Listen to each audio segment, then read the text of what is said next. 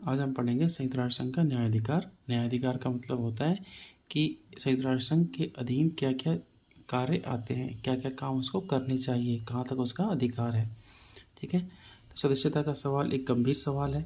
जैसे हमने पिछली क्लास में पढ़ा था कि कौन सदस्य बनेगा, स्थायी सदस्य कितने रहेंगे, अस्थायी कितने रहेंगे, संख्या बढ़नी चाहिए या नहीं बढ़नी चाहिए, किसको सदस्य बनाया जाना चाहिए, इस प्रकार के सवाल आए थे।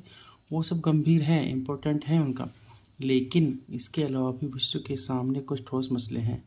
संयुक्त राष्ट्र संघ ने जब अपने अस्तित्व के 60 साल पूरे किए तो इसके सभी सदस्य देशों के प्रमुख इस सालगिरह को मनाने के लिए 25 सितंबर 2005 के सितंबर में इकट्ठा हुए। तो देखो ये बना कब था, ये बना था 24 अक्टूबर 1945 को उसका गठन हुआ था, हमने पढ़ा था।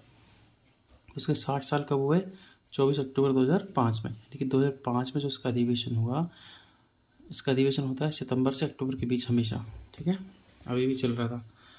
तो 2005 के सितंबर में इकट्ठा हुए। इस अवसर पर मौजूद स्थितियों की समीक्षा हुई कि कैसा काम कर रहा है, क्या काम आगे किया जाना चाहिए, है ना। उसके कामों की क्या हुई, समीक्षा हुई, रिव्यू बैठक हुई। इस बैठक में शामिल नेताओं ने बदलते हुए परिवेश में संयुक्त राष्ट्र संघ को ज़्यादा प्रासंगिक बनाने के लिए निम्नलिखित कदम उठाने का फैसला किया। जो उसके सदस्य देश थे उन्होंने सोचा कि अब इसकी महत्व क्या है, लोग इसका महत्व अभी भी समझें, ये विश्व में प्रासंगिक बना रहे, लोग इसकी उपयुक्तता को समझें। उसके लिए हमें क्या काम करना पड़ेगा कि इसकी महत्वपूर्ण हमेशा के लिए बना रहे। तो क्या काम किया जाना चाहिए, शांति संस्थापक आयोग का गठन किया जाना चाहिए। ठीक है, पहला मुद्दा यही आया कि पीस बिल्डिंग कमीशन। ठीक है, शांति संस्थापक आयोग, पीस बिल्डिंग कमीशन। ठीक है, ये 2005 में इसकी स्थापना की गई। 2005 की मीटिंग में ये हुआ था, 2005 में इसकी स्थापना की गई थी। इसका जो हेडक्वार्टर है वो न्यूयॉर्क में है, न्यूयॉर्क अमेरिका में है। ठीक है, इसका मेन काम है अगर दो देशों के बीच युद्ध हो जाता है उसके बाद शांति की स्थापना करना और वहाँ पर संघर्ष को ख़त्म करवाना। फिर यदि कोई राष्ट्र अपने नागरिकों को अत्याचारों से बचाने में असफल हो जाए तो विश्व बिरादरी इसका उत्तरदायित्व ले। इस बात की स्वीकृति कि यदि ऐसा होता है कि दो देश, कोई एक देश है, उस पर अत्याचार हो रहा है और उस देश की सरकार अपने नागरिकों की रक्षा करने में असमर्थ है, तो उन जनता की जिम्मेदारी पूरा विश्व लेगा। ठीक है, यानी लोगों की मदद होनी चाहिए। भले ही वो देश अगर अपने नागरिकों की रक्षा करने में असमर्थ है तो विश्व को उसकी जिम्मेदारी लेनी चाहिए। मानवाधिकार परिषद की स्थापना, ह्यूमन राइट काउंसिल की स्थापना, ये याद रखना। ठीक है, ह्यूमन राइट काउंसिल की स्थापना 2006 के हुई थी, बहुत इम्पोर्टेंट। इसका जो मुख्यालय है वो जिनेवा में है। ठीक है, इसका मुख्यालय है जिनेवा, जिनेवा स्विट्जरलैंड में है। ठीक है,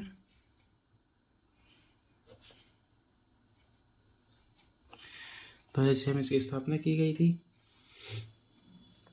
इसकी स्थापना की थी उंगा, हम बोलते हैं ना उंगा, यूनाइटेड नेशन जनरल असेंबली, संयुक्त राष्ट्र महासभा ने की थी। ठीक है, इसका काम क्या है, इसका काम यही है कि दुनिया भर में क्या करेगी, मानवाधिकारों की रक्षा करेगी। जहाँ जहाँ मानवाधिकारों का उल्लंघन होता है वहाँ पे जांच करेगी, इसकी रिपोर्ट पेश करेगी। ठीक है, और जो सदस्य देश हैं यूएन के, उनको सलाह भी देगी कि भाई आप अपने यहाँ पर मानवाधिकारों का उल्लंघन होने से रोकें। ठीक है, तो इसका मेन काम है मानवाधिकारों की रक्षा करना। याद रखना, मानवाधिकार परिषद की स्थापना तारीख दी हुई है, तो ये आ सकता है एग्जाम में, है ना, 2006 में 19 जून से। सहस्त्राब्दी विकास लक्ष्य, ठीक है, मिलेनियम डेवलपमेंट गोल। सहस्त्राब्दी यानी कि पूरे सदी का, एक सदी का जो गोल होने चाहिए, लक्ष्य होना चाहिए, वो निर्धारित किए गए थे। तो MDG को प्राप्त करने पर सहमति, इसको MDG बोलते हैं। देखो, मिलेनियम डेवलपमेंट गोल, मिलेनियम से M, डेवलपमेंट से D और गोल से G, MDG। ठीक है, ये सन 2000 में लागू किए गए थे, ये याद रखना एक तो। और इसका जो प्राप्त करने का समय था वो 2000 से 2015 ही था। ठीक है, 2000 से 2015 था मिलेनियम डेवलपमेंट गोल। यानी कि सदी जब संपन्न हुई थी, 20वीं सदी, यानी कि 2000 में 20वीं सदी संपन्न हुई, तो उसके बाद जब 21वीं सदी चालू हुई तब ये लक्ष्य कुछ निर्धारित किए गए थे। ये टोटल 8 प्रमुख लक्ष्य थे इसमें, ठीक है। 8, इतना याद करने की जरूरत नहीं है तुमको ये याद रखना है कि MDG कब लागू हुआ, 2000 में, और इसकी अवधि जो है 2000 से 2015 थी, ठीक है। इसका क्या था, जैसे भाई इसके कुछ लक्ष्य ऐसे थे कि गरीबी और भूख समाप्त की जाए विश्व में, है ना, ठीक है। बच्चों की मृत्यु दर कम की जाए, है ना। माता के स्वास्थ्य की सुधार किया जाए, पर्यावरण को बचाया जाए, और लैंगिक समानता, है ना, जो लिंग अनुपात होता है उसको बढ़ाया जाए, ठीक है। सभी की प्राथमिक शिक्षा सुनिश्चित की जाए, यानी कि सभी को जो बच्चे हैं विश्व में कोई भी जगह हो वहाँ पर क्या मिले, प्राथमिक शिक्षा यानी कि 8वीं तक की जो कक्षा से हमारे यहाँ पर प्राथमिक शिक्षा में आती है वो क्या शिक्षा सबको मिलनी चाहिए। कुछ ऐसे गोल थे वो हर व्यक्ति को, कुछ ऐसे गोल थे, कुछ ऐसे लक्ष्य थे जो हर देश के लिए पूरा करना जरूरी था, ठीक है। एक तरीके से हर रूप रीति के आतंकवाद की निंदा कि आतंकवाद किसी भी तरह का हो उसकी क्या की जाएगी, निंदा की जाएगी। एक लोकतंत्र कोष का गठन, ठीक है, लोकतंत्र कोष का गठन किया जाएगा। उससे क्या होगा, लोकतंत्र क्या होता है तो वो सबको पता है ना। लोकतंत्र की कोष यानी कि डेमोक्रेसी फंड, ये भी 2005 में स्थापित किया गया था, ठीक है। 2005 में स्थापित किया गया था। इसमें यह था कि दुनिया भर में लोकतंत्र को मजबूत बनाना है, लोगों की भागीदारी बढ़नी चाहिए, ऐसा किया गया था इसके तहत, ठीक है। इसका भी मुख्यालय कहाँ पर है, इसका भी मुख्यालय न्यूयॉर्क में है जो संयुक्त राज्य अमेरिका में है। यानी लोकतांत्रिक संस्थाएं हैं वो मजबूत बन जाए, है ना, और महिला और जो युवा है वो राजनीति में भाग ले, ठीक है। इस तरह के इसमें प्रयास किए गए थे। ट्रस्टीशिप काउंसिल, ठीक है, ट्रस्टीशिप काउंसिल को समाप्त करने पर सहमति। न्यायशीलता परिषद, ये हुआ था, देखो ये जब द्वितीय विश्व युद्ध हुआ था उससे पहले क्या था कि कई देशों के पास उनके औपनिवेशिक देश थे, ठीक है, औपनिवेशिक देश थे। उनकी जब द्वितीय विश्व युद्ध समाप्त हो गया UN ने कहा कि भाई अपने अपने जो उपनिवेश हैं उनको क्या कर दिया जाए, आज़ाद कर दिया जाए।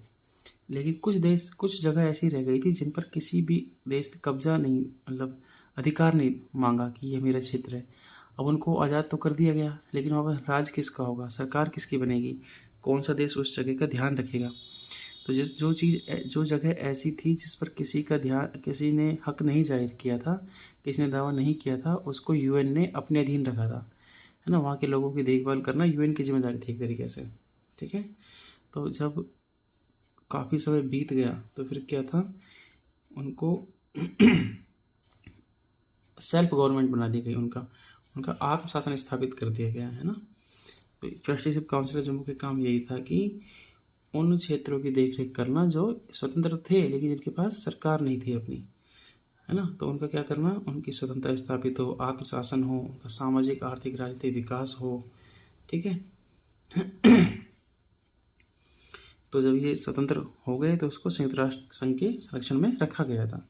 तो बाद में क्या हुआ, बाद में सबको आज़ादी मिल गई, सब अपने स्वतंत्र हो गए, सबकी सरकार स्थापित हो गई। तो जब ऐसा कोई क्षेत्र बचा ही नहीं, इसके लिए स्टैटिस्टिशिप काउंसिल की स्थापना की गई थी, तो इसका कोई काम नहीं था, तो क्या कर दिया गया, फिर इसको समाप्त कर दिया गया, ठीक है। इसका समाप्त कर दिया गया, इसको समाप्त करो कि उसका कोई काम है ही नहीं, ठीक है। ये इसका मतलब था और कुछ नहीं है। तो ये 4-5 चीज़ें हुई थी। शांति संस्थापक आयोग का गठन हुआ, मानवाधिकार परिषद की स्थापना हुई, एक लोकतंत्र कोष डेमोक्रेसी फंड की स्थापना हुई, और ट्रस्टीशिप काउंसिल को समाप्त करने पर सहमति बन गई। तो ये समझना कठिन नहीं है कि ये मुद्दे भी संयुक्त राष्ट्र संघ के लिए बड़े पेचदार हैं। शांति संस्थापक आयोग को क्या करना चाहिए, दुनिया में बहुत से झगड़े चल रहे हैं, यह आयोग किसमें दखल दे, हर झगड़े में दखल देना क्या इस आयोग के लिए उचित अथवा संभव होगा। ठीक इसी तरह यह सवाल भी पूछा जा सकता है कि अत्याचारों से निपटने में विश्व बरादरी की जिम्मेदारी क्या होगी, ठीक है। तो शांति संस्थापक आयोग का काम हो गया कि वो झगड़े रोकेगा, शांति स्थापित करेगा, लेकिन क्या सभी झगड़ों में शामिल हो जाएगा, ऐसा भी नहीं हो सकता, है ना।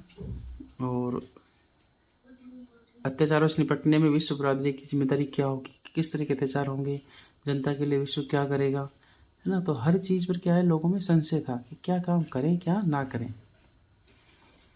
मानवाधिकार क्या है और इस बात को कौन तय करेगा कि किस स्तर का मानवाधिकार उल्लंघन हो रहा है। भाई कोई किसी का दुश्मन देश है तो हम तो बोलेंगे मानवाधिकार का उल्लंघन हो रहा है। अब भारत पाकिस्तान में बोल सकता है, पाकिस्तान भारत में बोल सकता है, लेकिन वो वास्तव में मानवाधिकार का उल्लंघन है या नहीं, ये कौन तय करेगा। तो इस तरह की चीज़ें निकल कर सामने आ रही थी। मानवाधिकार उल्लंघन की दिशा में क्या कार्रवाई की जाए, इसे कौन तय करेगा। चलो मानवाधिकार का उल्लंघन हो रहा है, मानव को अत्याचार हो रहा है, तो क्या कार्रवाई की जाएगी, कार्रवाई की जानी चाहिए, ये कौन तय करेगा। ये भी एक संशय था लोगों में। बहुत से देश अब भी विकासशील जगत का हिस्सा है, ऐसे में सतत विकास लक्ष्य, सस्टेनेबल डेवलपमेंट गोल, ये SDG, ठीक है, ये MDG थे, मिलेनियम डेवलपमेंट गोल, ये SDG, सस्टेनेबल डेवलपमेंट गोल में निर्धारित विकास संबंधी महत्वाकांक्षी लक्ष्यों को मानक बनाना कहाँ तक व्यवहारिक है, क्योंकि जो SDG है उसको पूर्ति करने के लिए बहुत सारे पैसे चाहिए। जो विकासशील देश हैं उनके पास उतने संसाधन नहीं हैं, तो अगर उनको विकास का स्टैंडर्ड बना दिया कि भाई जिन देशों ने ये SDG प्राप्त कर लिए हैं वो अच्छे देश है, वो विकसित देश हैं, तो ज़रूरी नहीं है ना कि हर देश उसको पा सके। तो हर देश कैसे आगे बढ़ेगा। क्या आतंकवाद की कोई सर्वमान्य परिभाषा हो सकती है। भाई आतंकवाद को हम कह रहे हैं किसी भी तरह का आतंकवाद नहीं बर्दाश्त किया जाएगा, लेकिन आतंकवाद की परिभाषा क्या है, इसको सब माने।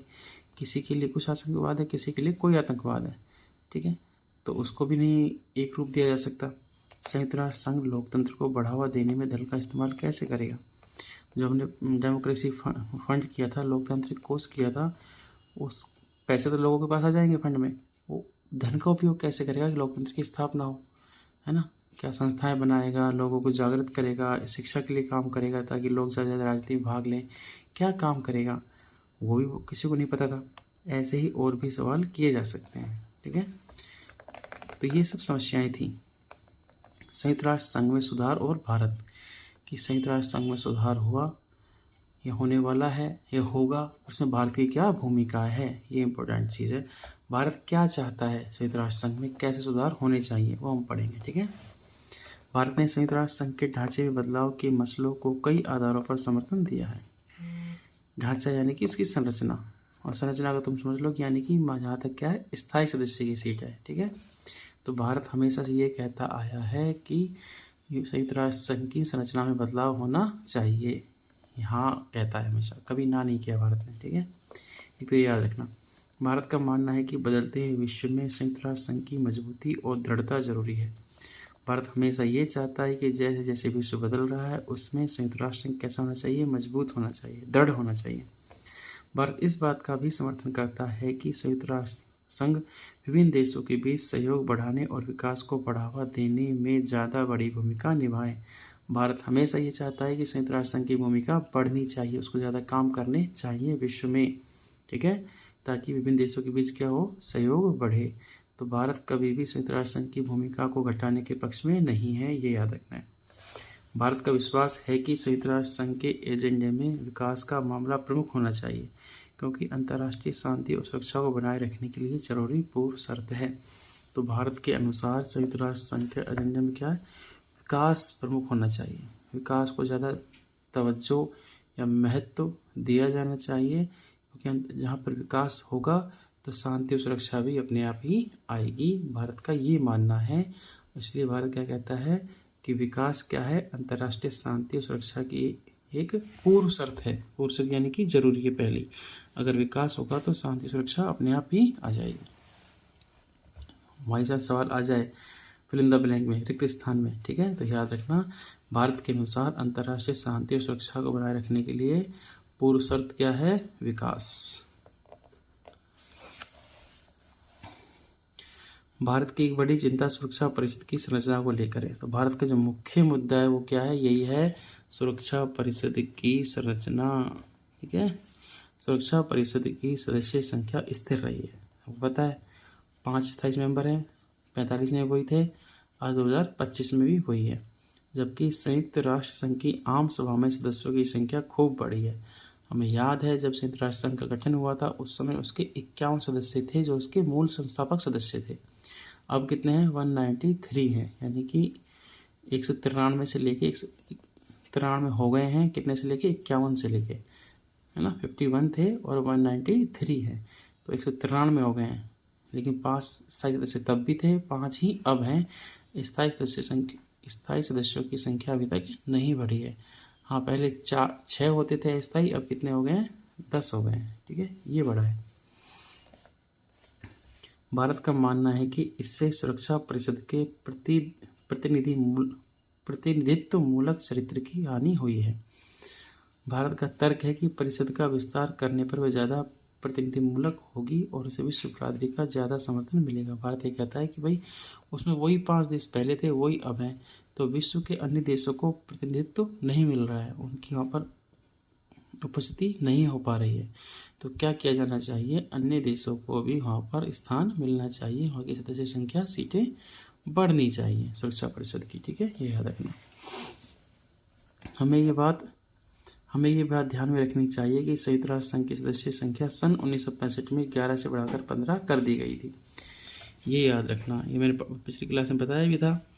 1965 में कितनी थी? 11, फिर कितनी कर दी गई है? 15। पहले थे 5 + 6 थे, ठीक है, 5 स्थायी और 6 स्थायी, बाद में कर दिए 5 + 10, यानी 4 अस्थायी संख्या बढ़ाई थी, तो कितने हो गए? 15। ठीक है, लेकिन स्थायी सदस्यों की संख्या स्थिर रही, स्थायी सदस्यों की संख्या अभी तक नहीं बढ़ाई गई है। इसके बाद से परिषद का आकार जस का तस बना हुआ है। ये भी एक तथ्य है कि संयुक्त राष्ट्र संघ की आम सभा में ज़्यादातर विकासशील सदस्य देश हैं। इस कारण सुरक्षा परिषद के फैसलों में उनकी भी सुनी जानी चाहिए, क्योंकि इन फैसलों का उन पर प्रभाव पड़ता है। तो जो ये 5 देश हैं ना, जो सुरक्षा परिषद के स्थायी सदस्य हैं, वो सब कैसे हैं? विकसित देश है।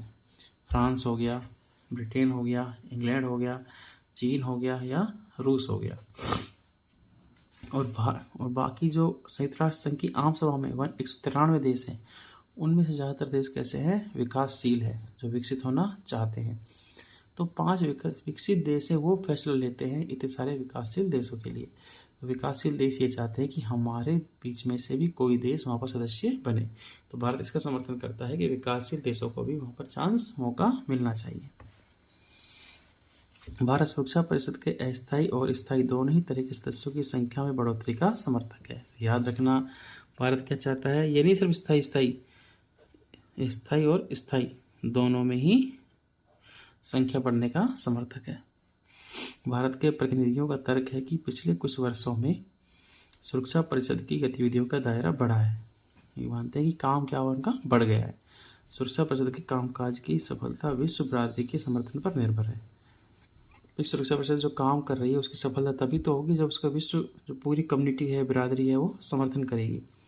इस कारण सुरक्षा परिषद के पुनर्गठन की कोई योजना व्यापक धरातल पर बननी चाहिए कि उसका पुनर्गठन होना चाहिए, सदस्यों की संख्या बढ़नी चाहिए। मिसाल के लिए उसमें अभी की अपेक्षा ज़्यादा विकासशील देश होने चाहिए। अब सबसे विकसित है, विकासशील एक भी नहीं है, तो विकासशील देशों को भी वहाँ पर मौका मिलना चाहिए। ठीक है।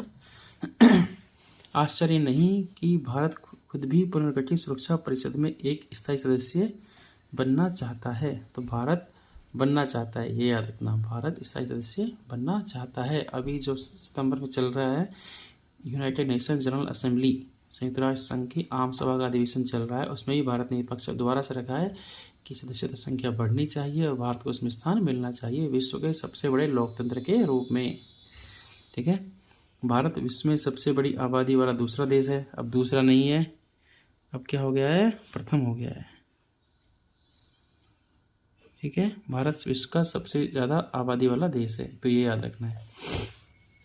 भारत में विश्व की कुल जनसंख्या का 1/5 हिस्सा निवास करता है, यानी लगभग 20% हिस्सा भारत के पास है।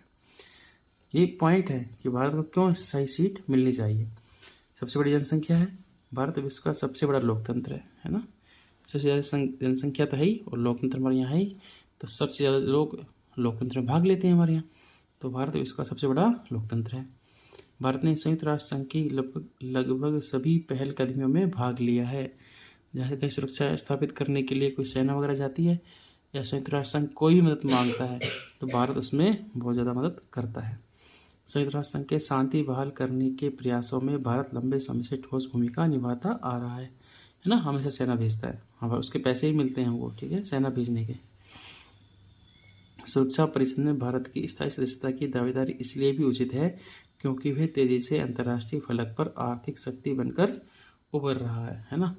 तो भारत की जो अर्थव्यवस्था है वो भी अब धीरे धीरे बढ़ रही है, ठीक है। भारत की अर्थव्यवस्था अब ये धीरे धीरे बढ़ रही है, तो ये भी एक भारत का मजबूत पक्ष है ना, कि भाई भारत अब भारत क्या कर रहा है, अब अपनी अर्थव्यवस्था को धीरे धीरे बढ़ा रहा है। वरना क्या होगा, जो देश कमज़ोर होते हैं उन देशों को वहाँ पर स्थान मिलना मुश्किल हो जाता है, क्योंकि उसमें लिखा था कि क्या होना चाहिए, विकसित होना चाहिए, है ना। उस देश को आर्थिक रूप से सक्षम होना चाहिए। तो अगर कोई आर्थिक रूप से सक्षम देश नहीं होगा तो क्या होगा, भारत वो देश है उसको वहाँ पर इतनी महत्व तो नहीं मिलेगा। तो अभी भारत क्या है, भारत लगभग चौथी सबसे बड़ी क्या है, अर्थव्यवस्था बन चुका है। तो एक भारत के लिए गर्व का विषय भी है और भारत का जो पक्ष है वो मजबूत होता है स्थायी सदस्यता के लिए, ठीक है। भारत ने संयुक्त राष्ट्र संघ के बजट में नियमित रूप से अपना योगदान दिया है। पढ़ा था कि हर देश क्या करता है, उसमें योगदान देता है। तो भारत भी अपना योगदान दे रहा है, भले ही क्या कर रहा है, जैसे भारत का कम है ना, भारत का कम है योगदान, लेकिन फिर भी योगदान देता है। सबसे ज़्यादा कौन देता है, अमेरिका देता है ना, सबसे ज़्यादा अमेरिका देता है, फिर जापान देता है, देखो सबसे ज़्यादा अमेरिका, चीन, जापान, ठीक है, ये देते हैं, लेकिन फिर भी भारत भी देता है, ठीक है।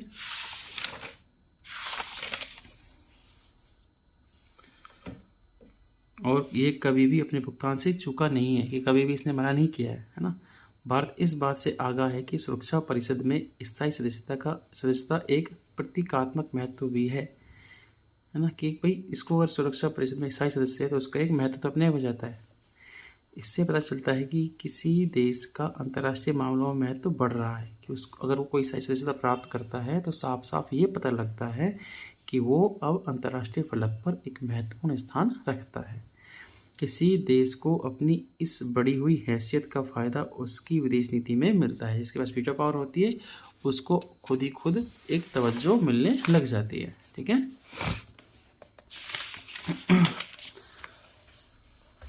अगर आपकी साख एक ताकतवर देश के रूप में है तो आपका प्रभाव बहुत ज़्यादा होगा, ठीक है।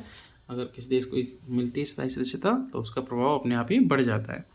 तो भारत चाहता है कि वह संयुक्त राष्ट्र संघ की सुरक्षा परिषद में निषेधाधिकार संपन्न सदस्य बने, यानी वीटोधारी सदस्य बन जाए। और वीटो किसको मिली हुई है, वीटो परमानेंट मेंबर को मिलती है, स्थायी सदस्य को मिलती है। लेकिन कुछ देश सुरक्षा परिषद में भारत को स्थायी सदस्य बनाने का विरोध करते हैं। तो कौन करेंगे, देखो, तो उसमें पाकिस्तान तो सबसे होगा ही होगा, है ना, होगा ना, पाकिस्तान तो सबसे ज़्यादा होगा कि भाई इनको नहीं मिलनी चाहिए। तो देखो 2 क्लब है, एक तो याद रखना है ना, 2 क्लब याद रखना, कॉफ़ी क्लब और जी क्लब, ठीक है। एक है G4 है, एक तो याद रखना, देखो ये बताता हूँ, यहाँ देखो एक बार, एक है कॉफ़ी क्लब, ठीक है, इसमें है, ये तो पाकिस्तान है, एक है ना, पाकिस्तान को याद रखना, और इटली है ना, एक है ये मैक्सिको है, हाँ सॉरी,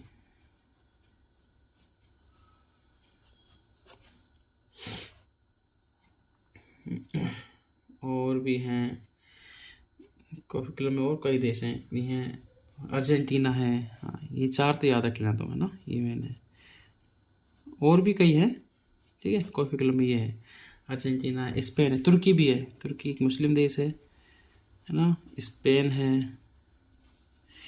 तो ये 4 तो याद रखना, पाकिस्तान, इटली, मैक्सिको और अर्जेंटीना। ये क्या कहते हैं, ये विरोध करते हैं स्थायी सदस्यता बढ़ने का, और भारत को उसका कोई हिस्सा मिले वो तो बिल्कुल इनको मंजूर नहीं है। ये नहीं चाहते कि भारत क्या हो, स्थायी सदस्य एक तरीके से बने। ठीक है, ये क्या कहते हैं कि अगर कोई देश स्थायी सदस्य बन गया तो सुरक्षा परिषद में असमानता बढ़ जाएगी। तो इस सुरक्षा परिषद में स्थायी सदस्यता बढ़ाने का क्या करते हैं, विरोध करते हैं 1990 से ही। ठीक है, कॉफ़ी क्लब वाले। एक G4 है। ठीक है, G4 का तुम याद रखना, 4 देश हैं इसमें। पहला है भारत, दूसरा है जापान, ठीक है, तीसरा है जर्मनी और चौथा है ब्राज़ील।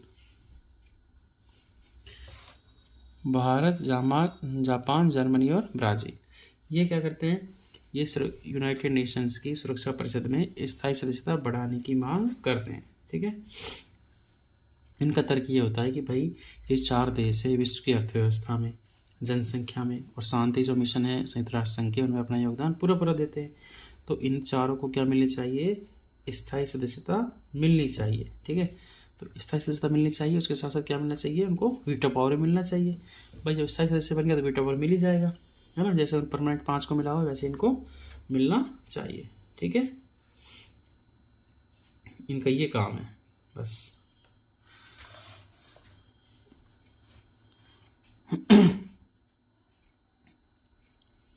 मिसाल के लिए देखो, आगे पढ़ते हैं। मिसाल ये याद रखना दो ना, आगे लिखने के लिए काम आ सकता है। मिसाल के लिए कुछ देश भारत के परमाणु हथियारों को लेकर चिंतित हैं कि भारत ने परमाणु हथियार बनाए हैं। तो कुछ लोग ये कहते हैं कि परमाणु हथियार बना तो लिए भारत ने, और भारत अब क्या करता है, CTBT पर साइन भी नहीं करता है। तो इस पर उन पर भरोसा नहीं किया सकता कि आगे वो और हथियार बनाएगा या नहीं बनाएगा। तो इसलिए क्या करना चाहिए, भारत को स्थायी सदस्य नहीं बनाया जाना चाहिए, है ना। कुछ और देशों का मानना है कि पाकिस्तान के साथ संबंधों में कठिनाई के कारण भारत स्थायी सदस्य के रूप में अप्रभावी रहेगा, कि भारत का मतलब उसका पाकिस्तान के साथ संबंध ठीक नहीं है तो वो ठीक से काम नहीं कर पाएगा। कुछ अन्य देशों का मानना है कि उभरती हुई ताकतों के रूप में अन्य देशों मतलब ब्राज़ील, जर्मनी, जापान और शायद दक्षिण अफ्रीका को भी शामिल करना पड़ेगा, जिसका ये देश विरोध करते हैं। कि भारत को शामिल कर लिया, जापान, जर्मनी, ब्राज़ील और दक्षिण अफ्रीका, 3 तो यही आए गए, जापान, जर्मनी, ब्राज़ील, एक दक्षिण अफ्रीका और नया आ गया। तो और लोगों को भी शामिल करना पड़ेगा। अगर आप एक को शामिल करोगे, है ना, तो सब लोग मांग करेंगे कि भाई जब भारत को शामिल किया तो हमको भी करो, तो सदस्यता और बढ़ जाएगी, इसलिए वो मना करते हैं।